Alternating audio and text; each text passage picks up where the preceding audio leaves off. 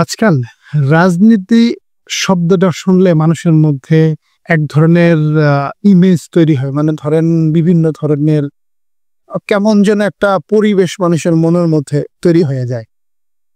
সেইটার কারণ মূলত হইল কি জানেন? কারণ আমরা সামাজিকভাবে রাজনীতি বলতে বুঝি ক্ষমতার খেলা। তারপরে হইল কাউরে নির্যাতন করা। আর না হয় আপনার গোষ্ঠীভন্ড হয়ে চলা। মানে বিভিন্ন রাজনীতি বলতে আপনি ধরেন ক্ষমতার খেলাটা এবং ক্ষমতার কেন্দ্রবিন্দু সবকিছু। তার মধ্যে আরো ইম্পর্টেন্ট বিষয় হলো কর্তৃত্বকে বিরাজমান করা। শুধু এইটাই না, রাজনীতি মানেই টোটালটা একটা নেগেটিভ পরিবেশ বর্তমান সমাজে বিস্তৃত হয়েছে আর কি। কিন্তু এইটা ছাড়া রাজনীতির যে আসলে মূল রিকোয়ারমেন্ট কি, বাট এটা ছাড়া রাজনীতির মধ্যে যে তাদের মূল ভূমিকা কি রাজনীতিবিদদের, এই জিনিসটা আসলে সমাজ থেকে হারাই গেছে। আমরা এই জিনিসটা নিয়ে কখনো জানার চেষ্টাও করি না কেউ কখনো, বা কোনো রাজনীতিবিদ এখন পর্যন্ত সামাজিক গঠনে বা সামাজিক ভাবে হোক রাজনীতির মূল উদ্দেশ্যটা কি এটা কোনোভাবে ক্লিয়ারলি কেউ বলে নাই। আর না বলার অন্যতম কারণ হলো কারণ সংগ্রামের পরে থেকে এইটা রাজনীতিবিদদের গঠনতন্ত্র নিয়ে কোনো ধরনের সংলাপ হয় নাই, আলোচনা তো হয় নাই, আলোচনা সংলাপ কোনো কিছুই হয় নাই।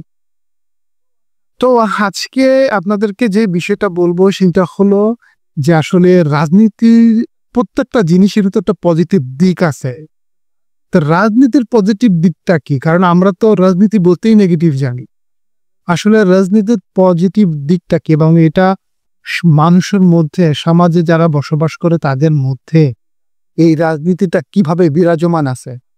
আপনি ধরেন একটা সমাজে কয় ধরনের মানুষ বসবাস করে?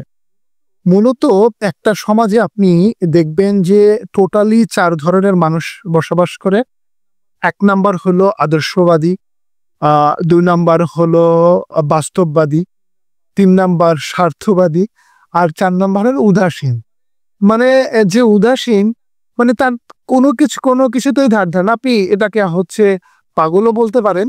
আবার সমাজে এমন কিছু কিছু লোক আছে যে যা খুশি তা হয়ে যাক, তাতে তার কিচ্ছু যায় আসে না, সে তার নিজের গতিতে নিজের মতো চলবে।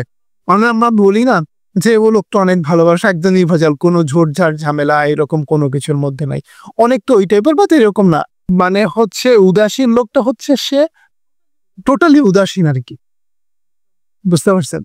তো আজকে মূলত বিষয়টা হচ্ছে এটা। আর এই টোটাল জিনিসটাকে, এই যে 4টা জিনিস বললাম, এই 4টা জিনিসের মূলতই গঠন হলো রাজনৈতিক ইথিক্স বা নৈতিকতা।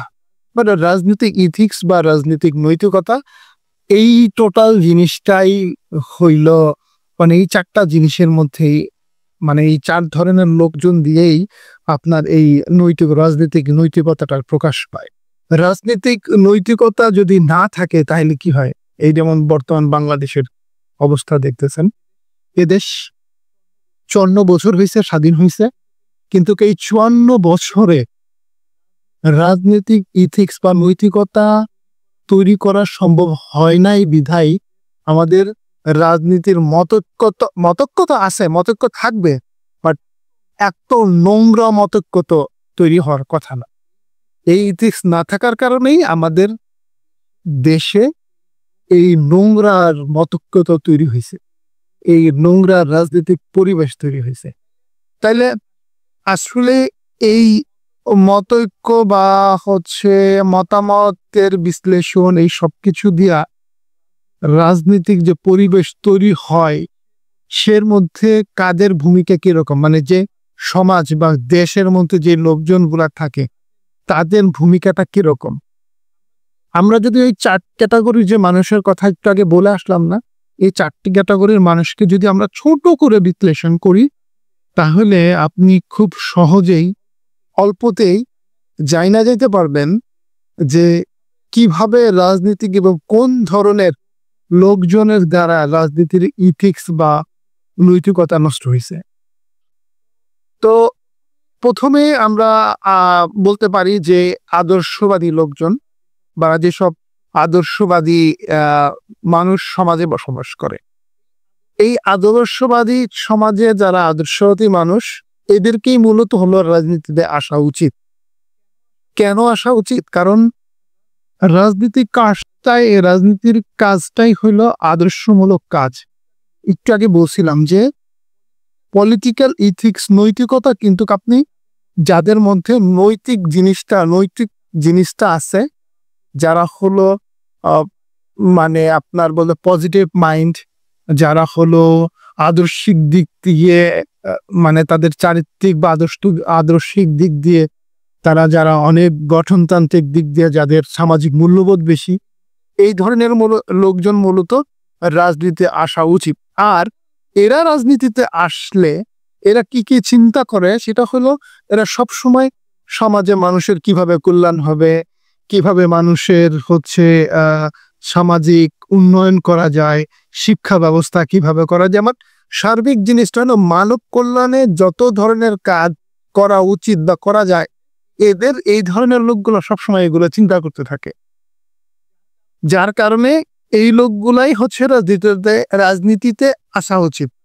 মানে যার কারণে এই লোকগুলাই রাজনীতিতে আসা উচিত।